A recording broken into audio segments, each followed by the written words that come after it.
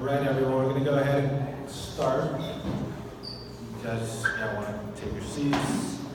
Awesome. Well, thanks for making it to another edition of Crypto Underground. We have an amazing speaker today, associate founder at Singularity, biophysicist. So I'm extremely excited to hear his presentation and how it relates to blockchain evolution, adoption. It's going to be extremely interesting. So how many people have been to another Crypto Underground before this?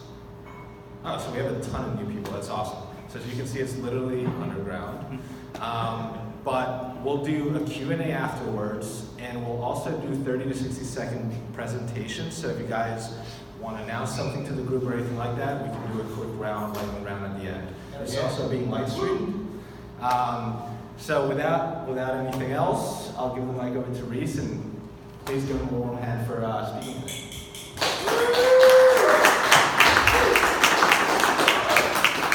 Thanks for coming. So we're going to talk generally about how blockchains are kind of like biology, and maybe that will prompt some questions that could lead to discussion. And feel free to interrupt or interject if anything comes to mind or needs clarity. And so blockchain is a relatively new thing, and for me, it's another internet protocol. It's an improvement to the internet that has been evolving for 50 years, and it adds a couple of things to the internet that were left off, which is mainly a way to do identity in a kind of secure way, which allows you to do transactions with other people in a trusted way, and the combination of those two allow you to do money, or a way to send money peer-to-peer in a way that you can trust. And then the combination of those things is kept in a public ledger that is essentially the truth. But it's the truth that the people involved in the transaction agreed upon at the time, as opposed to some objective truth.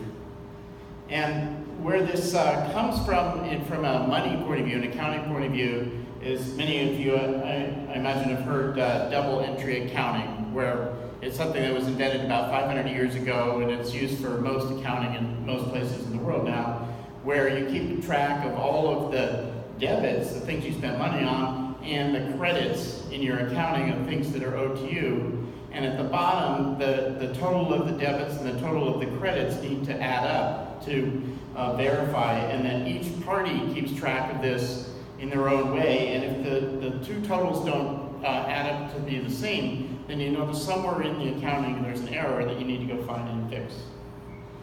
And so what blockchain allows is an enhancement to that, which some people call triple entry accounting, where there's still the ledgers of the two different parties in a transaction, the debits and credits of me and you. And then there's a third ledger that we agree on, that's the blockchain, which is a public record of all the transactions that we do, that you can see, I can see, and anybody else can see. And that's essentially the objective truth of what we agreed on. And that truth allows to do trusted transactions, such as exchanging money, but other things that you need to trust, like signatures or other information of that sort. And then this trust isn't stored on one computer somewhere, it's stored in a decentralized, distributed way, where the ledger is stored on thousands of computers that synchronize. And so even if you were to try and modify it on one, the others would point out that it's been changed or it's not the same. And so it's a highly secure system for doing record keeping. And Bitcoin isn't the first to do this. Since the mid-90s, there's been a company called Surety that does a kind of paper blockchain where they authenticate digital signatures, they keep a database of those signatures, but they publish the hashtag of the last week's, all the transactions of the last week. And they publish this in the classified ads of the New York Times, which is distributed to several 100,000 people. And so not only could they not change, well, if they were to change it, the hash, the code in that little lost and found ad that they publish every week would be different if even one pixel of anything that happened for the past week changed. and you can verify that it hasn't been hacked because you can get the New York Times from several different sources, and the number has to be the same in case somebody tried to fake one of the newspapers. It'd be unlikely they could fake all of them.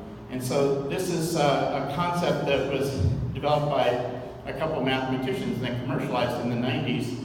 And it actually relates to Bitcoin in some important ways, in that in Satoshi's first white paper describing Bitcoin as a mechanism for electronic cash transaction, of the 8 references he gives, 3 of them are from the 2 guys who did the surety system. So the concept of doing timestamp things in the newspaper with a hash graph of all the transactions that have happened in the past week, which is a block, and including the ones that happened before, has been established for a while now. And then people think about blockchain as being private, but it's a public ledger that everything is stamped and can't be changed. And then that stamp says, well, who the transaction came from, who it went to, when it happened. And so this is almost a perfect ledger of the history of activity, which, if people are conducting criminal activity, is a bad thing if you know that's out there. So there's a lot of things that have been going on for the last 10 years that Bitcoin's been in use that is questionably legal or illegal activity. And the blockchain can be read backwards, and you can actually trace when the money came into the cryptocurrency, where it went in each of the transactions, and then when it came out back into fiat. And so if you want to do a tracing of some long-term criminal activity, you can do that, and you can't necessarily, the person's name isn't in the blockchain hash record, but the consistency of where it came from and where it went to is all there and authentically stamped, and so you can eventually trace back to who the actual people were and where the money came into the system from and where it went out from. And there's a tool among many, Elliptic's blockchain analytics tool, and so Surety and Elliptic are interesting companies in this area. And so a little bit how this relates to biology, and that's sort of like the genome sequencing of blockchains, if you will, and tools for doing that. And the human genome, like all the DNA in me, is about 3 billion base pairs, 6 billion letters. On a computer, it's stored in about 1.5 gigabytes. So my genome, my complete genome, would be about 1.5 gigabytes. And the Bitcoin's blockchain passed that size of storage in 2012, and it's currently 150 gigabytes of all the transactions that are in Bitcoin.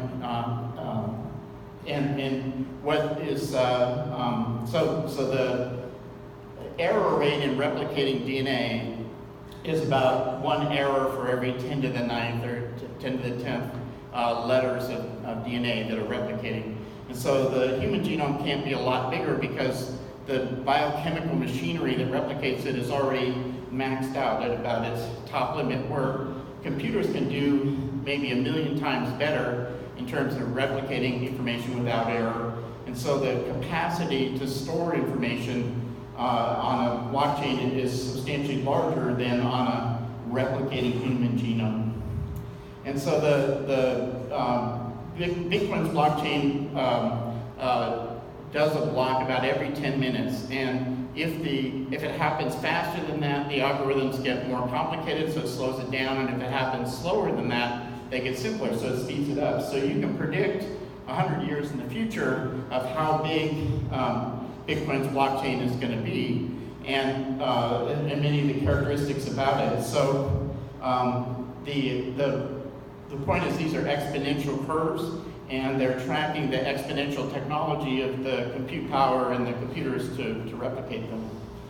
And so one of the sets of things that people would describe about blockchain that characterize it of how it's different than an Oracle database or whatnot. in that it's decentralized, it's distributed across many computers, it's borderless, and that it doesn't pay attention to nation-state borders in the transaction. It's a replicating system that every time that a new block is written, the entire blockchain is replicated. And then it's a framework for organizing data across time, and then it's a protocol for transactions to happen. And so how that is like genetics is genetics does all these same things, in that it's remarkably similar in that there isn't a central government of genetics, there isn't a central server. The humans replicating in New Zealand don't have to be concerned with humans replicating in Sweden, but they can still replicate with each other. And so it's a replicating system. It has a framework called genes that are and a protocol for how the genes metabolize, and these are distributed very much the same as blockchain.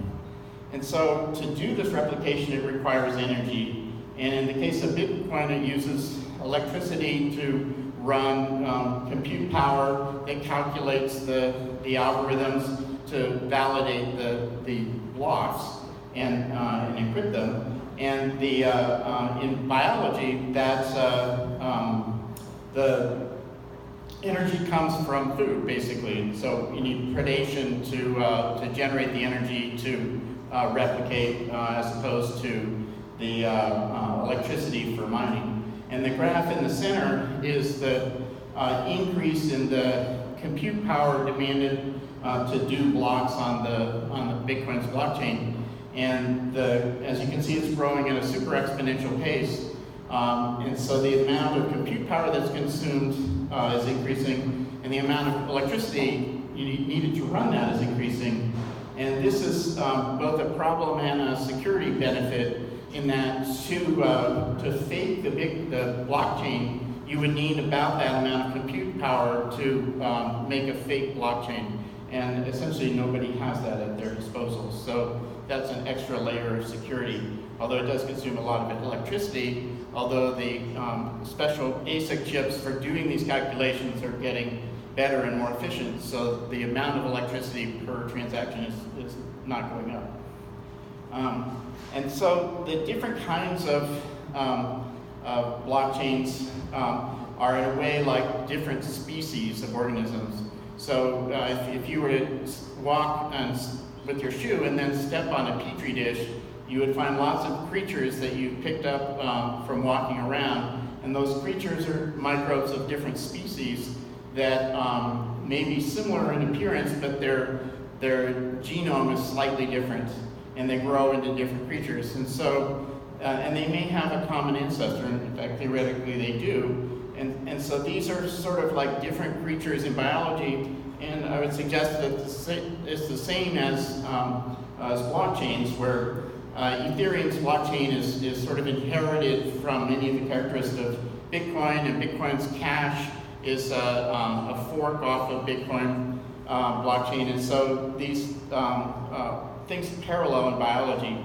And so the number of blockchains that have arisen in the last 2 years, pretty much, is 2 to 3 years ago, there was basically Bitcoin and Ethereum, and now there's over 2,000 different ones. And the line graph going up is the increase in the new kinds of blockchain tokens that are being introduced. And so these 2,000 different kinds of blockchains and tokens are like 2,000 different species. And the individuals on them are sort of like tokens. And so the information flow in biology is the information in your parents goes in DNA to you, and then as you grow, that DNA, those genes, express into RNA that makes proteins, and then the proteins run the chemistry, which is metabolism. And so in some ways, this is like the flow of a blockchain turning into the distributed organization, into the distributed apps, into the metabolism of those distributed apps, which is tokens and transactions. And so some of the parallels go along further, where the information flow through blockchain, as I mentioned, is distributed organizations to distributed apps to the tokens, and the information flows in that way, and it's all recorded on the blockchain. In genetics, the information is sort of in the ecosystem, and then the genetics of an individual, and then the individual, how they're metabolizing, including reproducing. And the thing that's parallel between blockchain forking is like a speciation, where, for example, donkeys and horses had a common ancestor, and they've divided into two different species that kind of look the same. And if a donkey mates with a horse, the offspring is called a mule, which is sort of looks like a donkey and sort of like a horse, but they're infertile in that they can't breed with themselves or either side. So donkeys are one species and horses are a different species, and their speciation was a common ancestor sometime in the past. And they have similar characteristics, but not exactly the same, or different enough that they can't co-breed. And so the example of that was, say, Bitcoin and Bitcoin Cash, which was a speciation into two different kinds of blockchains that started out as the very same blockchain. And there was a fork where the old data on Bitcoin Cash is a copy of the old data on Bitcoin, but now they're two different tokens, two different blockchains that have their own evolutionary path. And so these different species of blockchains are subject to natural selection just the same way different species of biology. So if there's characteristics that maybe Bitcoin has that fits a survival niche in the ecosystem, and a different one that maybe Stellar or EOS or Ethereum have that it fits a different niche, and they can both coexist, but they're going along different evolutionary paths. And so one of the useful applications of this theory and concept is what's likely the future of blockchain? Is there likely to be a convergence to one worldwide standard of blockchain, like the worldwide standard for internet protocol, TCP/IP, which is the transaction control protocol, and then the internet routing protocol, as a standard everywhere in the world? And that has a convergence into essentially a monoculture, if you will, where the alternative is it could go the opposite direction, like websites or apps, where it went from a few to many millions of websites or many millions of apps that are all slightly different, but have a common underlying information basis. And so one of the problems with the monoculture standard, unless it's really debugged, is the standard is fragile, is brittle, in that if the environment changes slightly, and the characteristics of that species or that blockchain doesn't suit the environment, all of them can be wiped out simultaneously, as happened, say, to the potatoes in the Irish potato famine, or could happen to bananas, because bananas are all clones with each other. And so if everybody were built on exactly the Bitcoin blockchain, that's at risk of being wiped out entirely, where if there's many different blockchains, only one would go down at a time. And so the natural selection in the case of blockchains are things like, well, do people want it or not want it, but it's also regulatory frameworks and things like that. So, for example, ICOs, there was just a Superior Court ruling that ICOs can be determined to be, or can fall under securities laws. And so it's been debated for a while, this concept of utilities. But that means that those tokens that are built as utility tokens on a blockchain of whatever style they use, that assume they will survive, most likely won't survive, because the ecosystem has changed, and the tokens that have those characteristics should likely survive very well. So the ecosystem is diverse in that there are many different kinds of niches. And so what happened in biology is it's evolved into many different kinds of species, from plants to microbes to animals and fish and birds and so forth. And so this is what seems to be happening with blockchains as well. And in the 4 billion year history of biology, there is a common ancestor that uses the DNA genetic information store, and it's forked many times, or it's speciated many times. And so this graph shows all the different species across 4 billion years of evolution, from microbes to fungi to plants to fish and birds and animals. and everybody is a cousin of each other. Some distant cousins and some close cousins, but they're all these different forms of life on this planet are using DNA, biochemistry, and water, and they're all related to each other. So these future blockchains may have some of the characteristics of surety and some of the characteristics of Bitcoin, which are related, but they'll continue to diversify into many different ones. And what happened in biology about 500 million years ago was something called the Cambrian explosion, which happened around the same time as eyes were invented.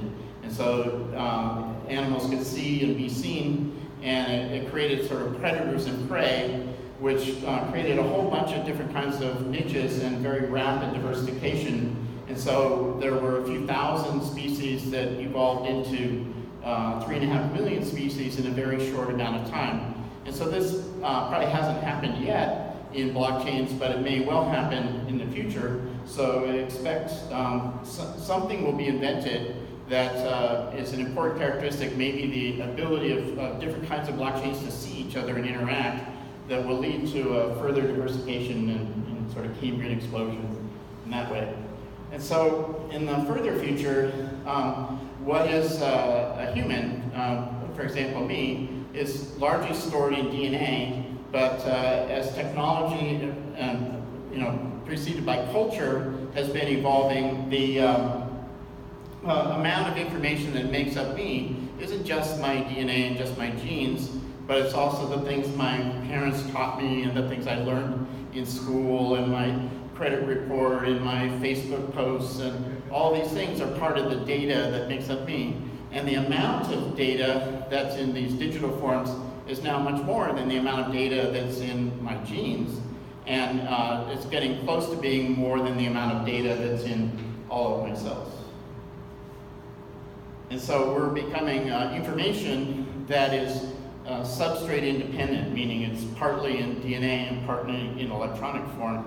And our life experience isn't just the data, in that our experience of life is surfing across this data, where if you're surfing in the water doesn't move sideways, it just goes up and down. And waves are energy moving across the water, and the water goes up, down, and you can surf across the wave. And so our experience living through life is like surfing across the data that makes up us, where the food we eat today becomes waste tomorrow, and the matter flows past us, and our experience of life flows beyond that. So we're kind of like a moving information wave in both biochemistry and data now.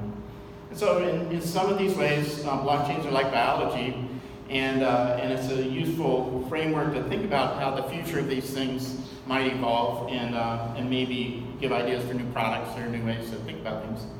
And so that's where I'll stop the talking part, and maybe there's some questions or thoughts that were prompted or ideas from that.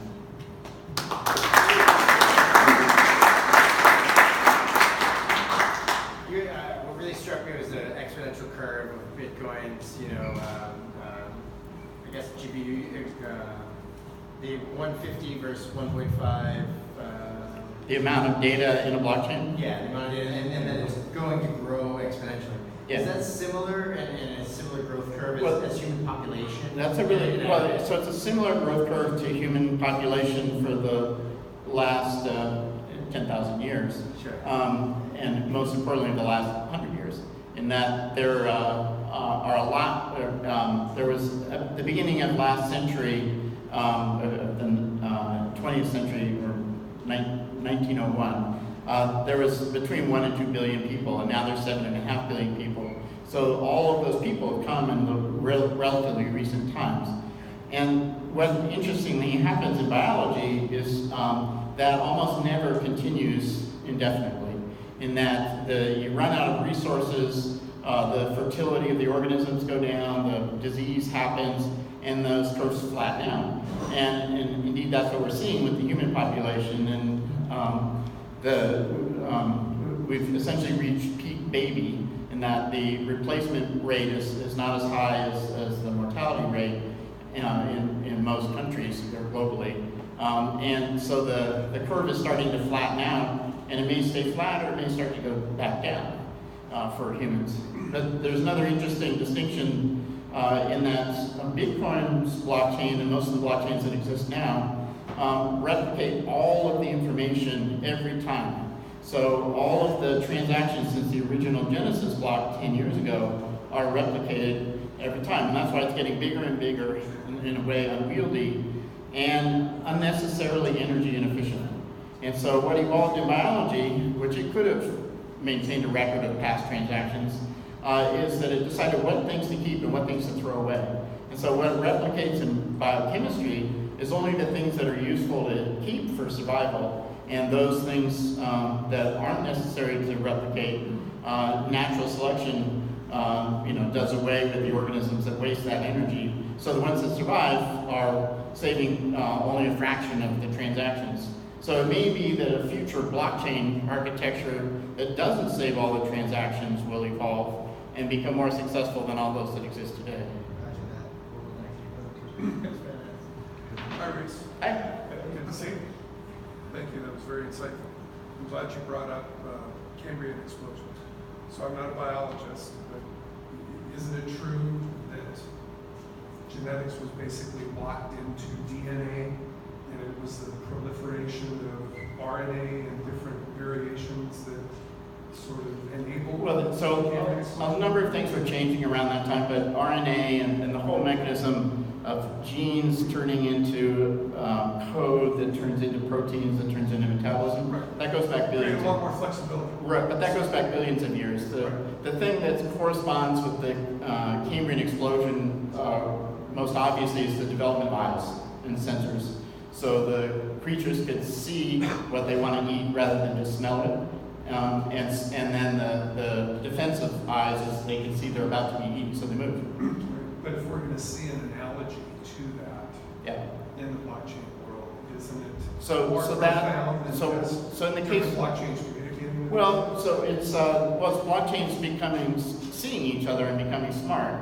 And there was also diversification around that time between plants and animals, and that plants don't move, so they don't have brains. They don't need brains. And animals who move, they need brains. And the brains have lots of different strategies that are lots of different species, basically, and the different ones survive or go extinct based on their characteristics. Second aspect of the question, it was intriguing the graph you put there about data requirements for blockchain and otherwise based on transaction latency and things like that. How will Lightning and other technologies potentially affect us? So Bitcoin and Ethereum's blockchains are getting better with like Lightning Network and other mechanisms, plasma and things, to do transactions faster and at higher capacity. And then there's all kinds of hundreds or almost thousands of different kinds of blockchains that are being introduced that claim to be faster or more scalable or all these kind of things. And none of them have really been proven in the wild as being more transactions and bigger than Bitcoin. And so there's a lot of different kinds of blockchains, and the thing that in Bitcoin's blockchain that uses the most energy is this concept of proof of work. And that before you can win to write the next block, you have to show you have used a lot of compute power to solve the algorithm. And that uses a lot of energy. And there are other protocols, for example, proof of stake, or as far as I know, there's at least 50, maybe 100 different kinds of ways to propagate blockchains. And some are much more efficient energy-wise, but maybe more at risk from being hacked. And for example, yesterday I think EOS blockchain was hacked, or a smart contract in EOS, which was a lottery with winners that people could bet, and then the smart contract would decide who won the lottery. And it turns out that the same person, won the lottery 24 times in a row before anybody noticed. And so some of these new things that are like highly hyped as being the greatest thing yet to come turn out to have vulnerabilities right in the face, months after they were introduced. And so some of these kind of things can get fixed and you improve it, but it brings up the issue of smart contracts, of have this attraction to smart contracts and that you get paid faster and things happen automatically without intermediaries. But contracts are just code, and code can have bugs. And just like legal contracts written on paper have bugs, contracts written in software have bugs, and if you automate them into a distributed application, those bugs are going to be discovered in use. And they're much harder to fix when they're in that kind of system. And then if you build a distributed organization made out of lots of distributed smart contracts, all kinds of things can go wrong that it's very hard to anticipate before you do it. So a centrally managed, centrally distributed, updating software system has been proven to billions of people use scale. And some of these distributed things haven't really been battle tested at that scale yet. And likely there are many new bugs yet to be found. Thank you. Thanks for the talk. It's fascinating. Two quick questions. One, do you feel like this is an interesting lens to look at blockchain, or do you, given your background and so forth, do you feel like kind of in your bones that this is extremely relevant for blockchain? Oh, I think it's more curiosity and an interesting lens, like ones and zeros code in computers in 8-bit words doesn't work the same way as biochemistry in water with atoms swirling around at different temperatures. So the underlying mechanisms are quite different, but the information flow at kind of an abstraction layer is sort of eerily similar. And so there are, I think Mark Twain says that history doesn't repeat, it rhymes. And so this new information flow technology of the internet and blockchains is kind of like biology, but not exactly like biology. Right.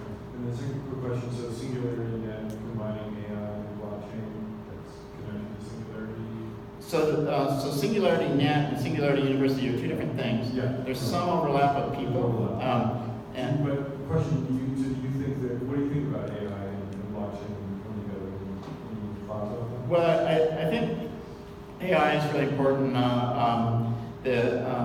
Sundar Pichai, who's the current CEO of Google, says that AI is more important for humanity as either electricity or fire, which are both pretty important things, and could have more impact on the future of humanity. And blockchain is kind of a part of that.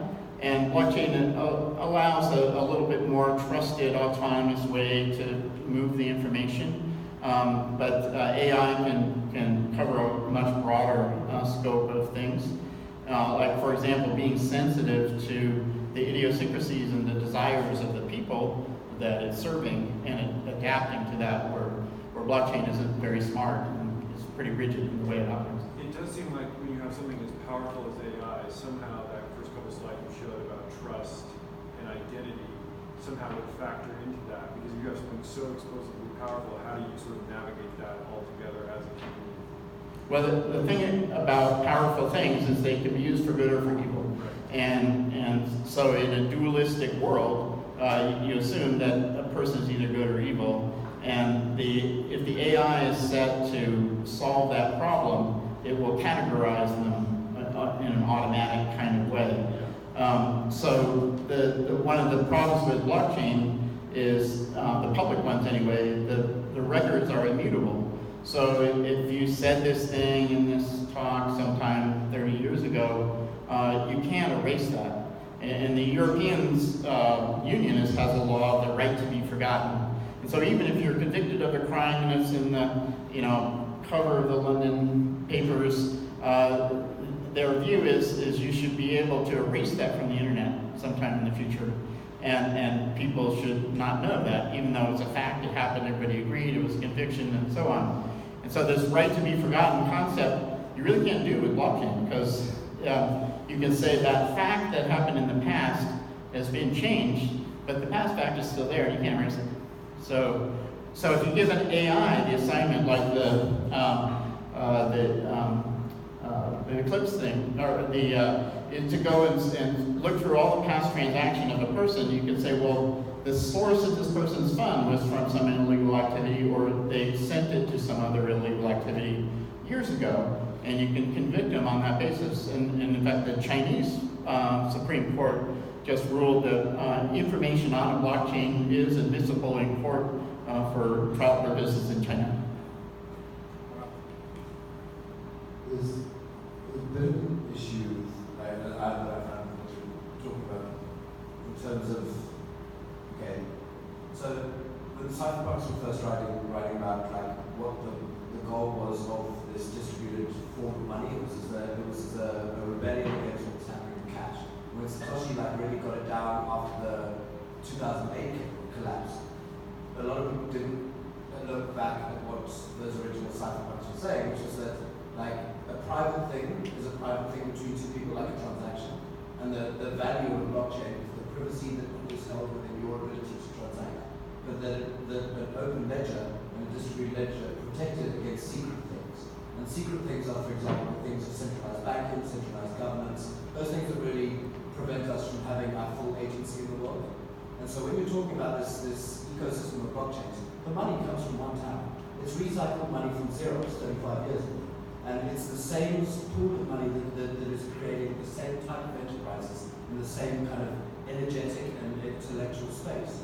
When you look at something that's distributed, it's all over the world. So you're dealing with perspectives that aren't just North American capitalism. You're dealing with some types of social democracy, types of socialism, types of dictatorships all over the world. And all of those things have different types of mutual value to their communities. And so when you talk about an ecosystem, the problem is that ecosystem isn't organically growing in a distributed way. It's growing in very, very centralized ways, and with regulation now coming on top of it to shepherd it. But that immediately takes away from the immense value of what lies at the heart of the blockchain, which is that it shall not be shepherded, that it can have any function in the society. Well, fortunately, Satoshi published his white paper for all to see, and it hasn't changed in 10 years. And it just says this is a way to send cash from one person to the other without the need of a human-powered intermediate bank, that the algorithms take care of that. So it's a mechanism for digital cash. And it's not an ideological, philosophical instruction from a higher power to tell the world how it should run. It's just a way to send digital cash. Now it can be used for a lot of ideological purposes. But that alone is an ideological shift. That alone, saying I'm not going to trust a bank as an intermediary, or I'm not going to trust the government as an intermediary, that is such a huge ideological shift, and we have almost downplayed that rather than allow Well, but this has been evolving, and you no longer have to trust the king or have the king's picture on the money. And you don't have to trust the Pope anymore. And, that we can use these heathen banks to do the thing. And now with the technology, you don't have to trust the postman. You can send it electronically, and you can digitally sign it in a digital form. So you don't need a notary, you don't need a lawyer, you don't need a safe, you don't need any of these things. And so it's an improvement of the technology that predates Satoshi. As I mentioned, the surety thing has been going since the mid-90s.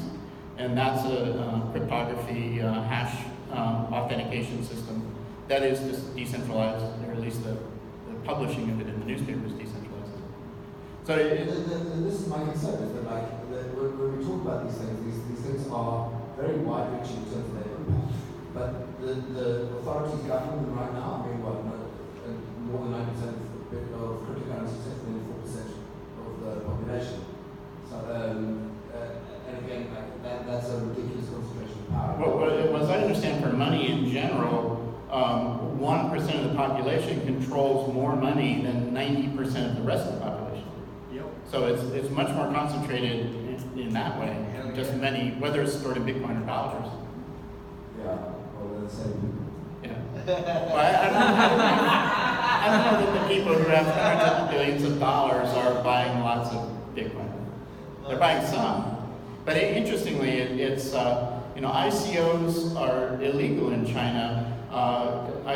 Token exchanges are illegal in China. And even conferences about tokens and blockchain like this are illegal in China. Now, they weren't always that way, but China's just saying, stop these things, put everything on Alipay so we can keep track of you and what you're doing.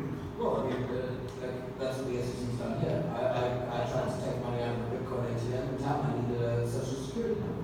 I've usually placed it in Bali where I'm able to just draw cash out of that Bitcoin ATM. Well, you're trying to, so you're doing, those those are doing a conversion from Bitcoin into somebody's currency that they control. And they want, if they're going to control their currency, they want to know what's coming in and what's going out. So they can put you in those tracing analytics and see what you're doing. But you can send Bitcoin to somebody in the world, and there isn't anybody who interrupts you and says, you know, you can do that or you can't do that. However, there is a record of it, so years later, those authorities that want to can analyze the blockchain, the public blockchain, and see, well, how did this money move around and who did it touch?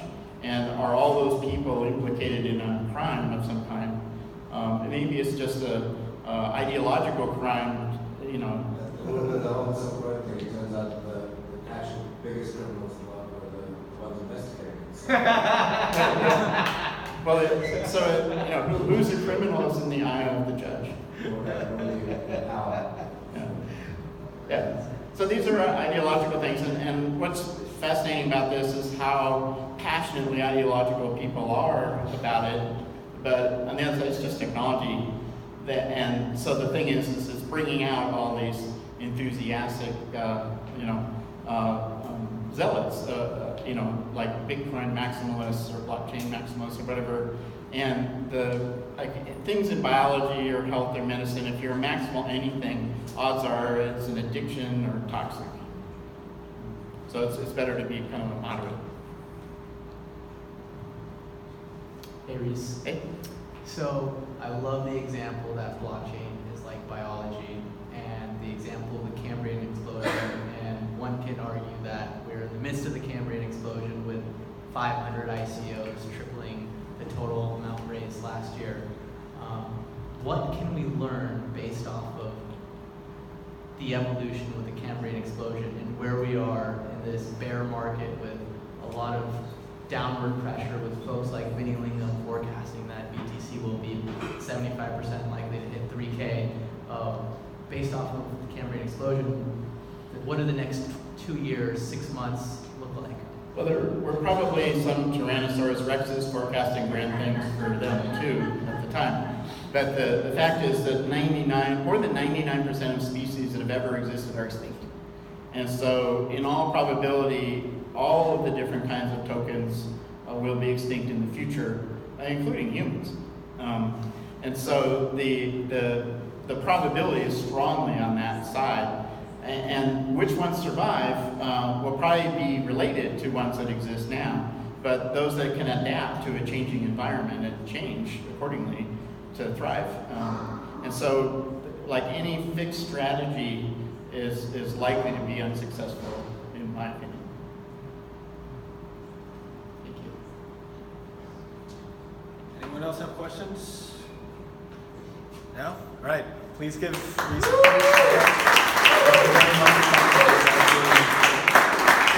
Alright guys, so we usually do a quick lightning round of announcements. So if anyone has like a 30, 60 second job opportunity, cool project they're working on, or you just want to come up and shout at the camera or whatever, you can line up here and we'll do a quick round. Please don't go over 60 seconds. And after that, we'll just split up for networking, and thanks for coming. Can we shout out for Boost Meter? Yeah, let me think. Yeah, I just wanted to say that. Hey everybody, I'm John from Starfish Mission. I'll try to keep this 60 seconds. Good Works Network. The problem that I'm trying to solve is mass adoption in crypto is stunted due to focusing on the wrong target market. We are not 10 times better than cash, so if we're trying to compete for rich white people, like Web 2.0 was, for adopters, we're in the wrong audience. Solution. A user experience / product development laboratory that gives unconditional crypto grants to lower income populations with the intention of fostering new crypto economies. Let's think about tackling new lower income economies and taking market share from fiat. That should be our conquest as warriors on this journey, and we should not yield unless we take market share from fiat currency. It's a for-profit workers cooperative with enterprise revenue channels coming from wallet producers, cryptocurrencies looking for wider adoption, and exchanges looking for new users. Come talk to me if you want to talk more about this. It's a crazy laboratory happening at 1535 Mission.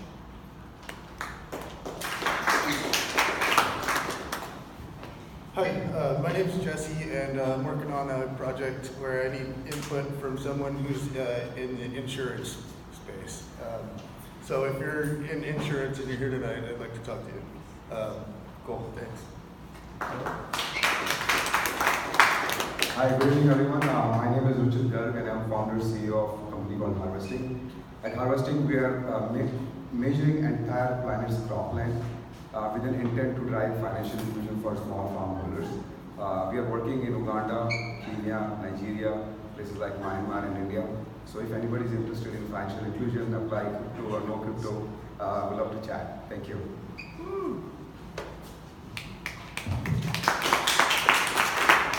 Hi everyone, my name is Rehan. I'm visiting from Pakistan. I'm so happy to hear Reese in person today. Pakistan does not have PayPal, so that means 220 million people cannot send out money and receive money from here.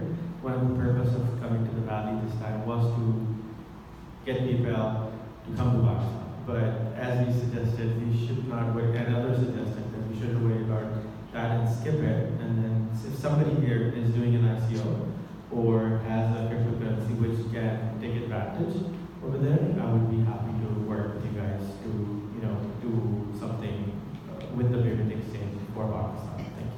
Thank you. Hi, my name is Ruby Ye, and I'm producing 2 events about women in blockchain. Because women are not paying attention because they think blockchain is all about the hype around about Bitcoin and cryptocurrency. So the 2 events I'm producing, one is a global online conference that's including some of the top female founders from around the globe, and that's in November. And the other one, which is a live event right here in Galvanize on October 3rd. So the title is called No Women Left Behind. How blockchain will uplift all women around the globe, from entrepreneurs, artists, CEOs, farmers, to the stay-at-home mom.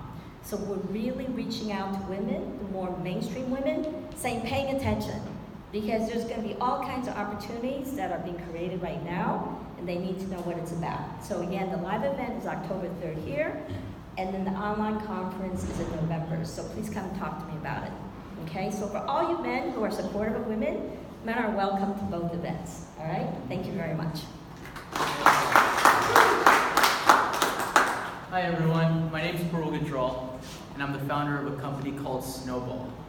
Now, decentralization, blockchain, and Bitcoin was supposed to be about the people, but we live in a world today with decentralization, which is deregulated. So what does that mean? In a decentralized market, only the market manipulators win. Who here is signing up for multiple exchanges, having hardware wallets, reading white papers, and having anxiety because when they sleep, the crypto markets don't? Today, the only people that win are the accredited investors or the millionaires, because they have access to the smart money, the crypto fund managers. And so Snowball is on a mission to unravel global financial inequality. And we're doing that by being the first and only smart crypto investment automation platform, or SCIA. And SCIA gives everyone access to these professionally curated portfolios by regulatory compliant funds that have a fiduciary responsibility to their LPs. And so I would invite everyone to go to snowball.money, check us out, come by and share your story, and we'd love to talk to you. Cheers.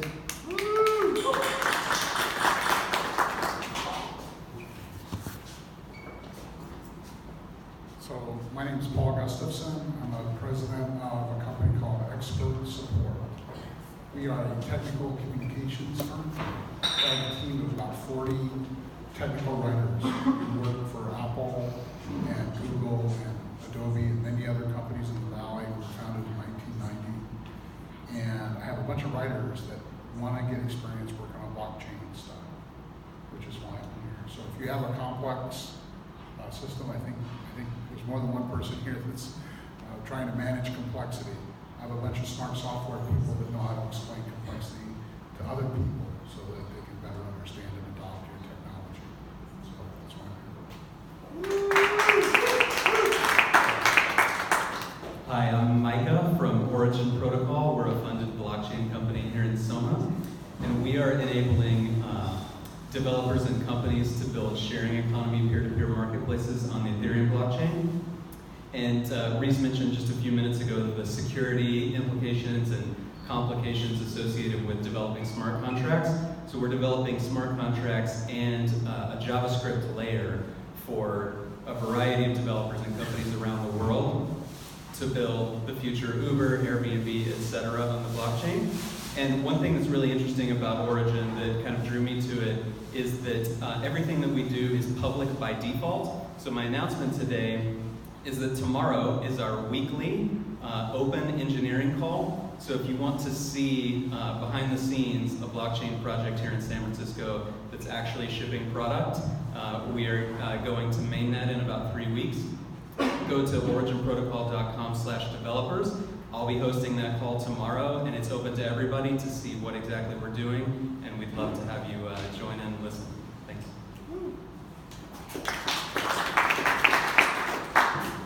Yeah, hello, I'm Pavel. I'm founder of besttrade.org, and as the name says, Besttrade, it's we are trying to find like the solution for people to search for different exchanges and to exchange their coins in one simple interface with the best rate at the moment. That's on the B2C side, and on the B2B side we have something like ICO payment tool, which is a widget which everyone can integrate on their page to collect payments in 80 plus cryptos and fiat at the same way, and we exchange everything to Ethereum, put in a good way from the technical point of view on the smart contract, and the tokens are distributed automatically.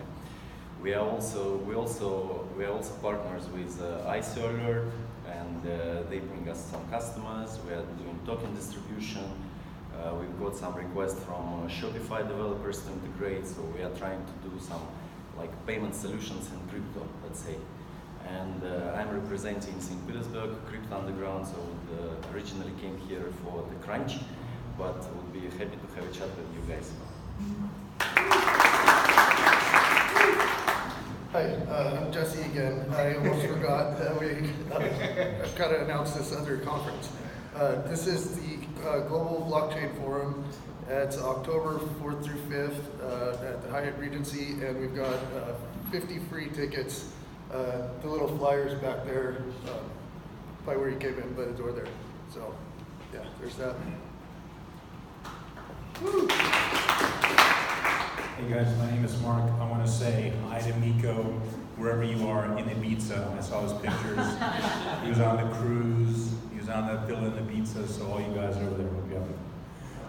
Just want to give you a heads up. I'm an advisor in an interesting project, which is a secondary market OTC platform called Vertex, V-E-R-T-E-X. It's not market. It allows holders of issued tokens that are not yet on exchanges to sell them, and allows buyers, individuals, to buy tokens that they weren't able to buy in a pre-sale. Interesting market, so you guys might want to check it out.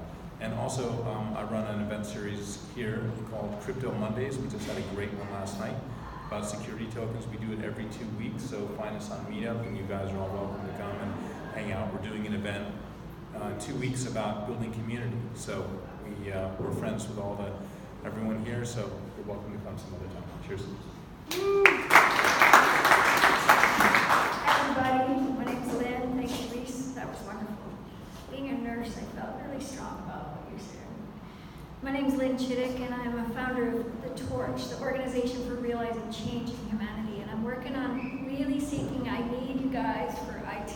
I need you to bring some blockchain into our organization and development. So if you're new and budding good entrepreneur that really wants to work with a cool company, we work around peace, health, technology, and environment.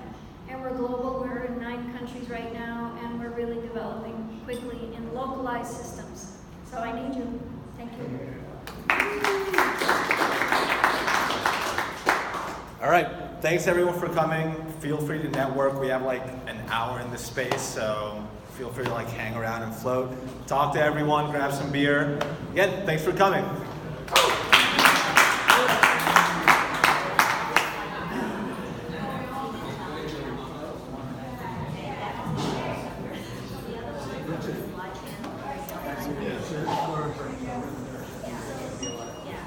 And then I think what Holly actually does is posts it to the group after she didn't co-stream it. I think she streams it from the event and then posts it to the group. Yeah, she posts like a full video after it's recorded. In the group after, like the next day, for subscribers. I did post time. I sent it from, I don't know if I posted on that video. I sent it.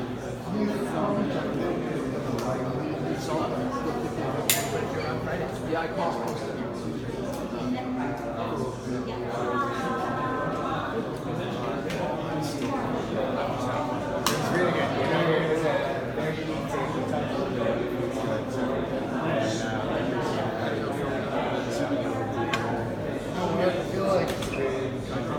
I feel like upload NHT, just do it right now. Yeah.